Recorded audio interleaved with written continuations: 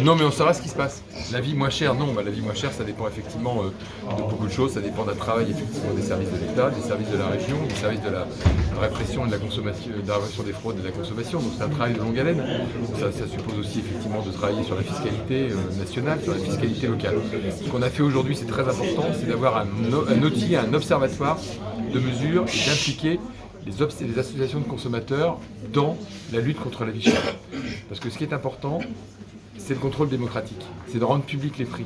Souvent, effectivement, on n'a pas la connaissance des prix, de leur évolution, des marges, etc. Là, grâce aux associations consuméristes, dont c'est le travail, on va avoir effectivement une meilleure connaissance des prix et une publicité des prix. Et c'est ça en fait qui va, ce contrôle démocratique ou cette publicité sur les prix, c'est ça aussi qui va contribuer à la diminution de la vie chère. C'est un objectif qu'on partage évidemment en premier chef avec le président de région, qui est en charge effectivement des enjeux économiques de la Guadeloupe. Et donc dans le cadre du contrat de convergence et de transformation, qui est un contrat notamment avec la collectivité régionale, on a cette action très importante qu'on cofinance avec le président de région de connaissance des prix, et à travers cette connaissance des prix, d'avoir la meilleure réponse possible de lutte contre la vie chère.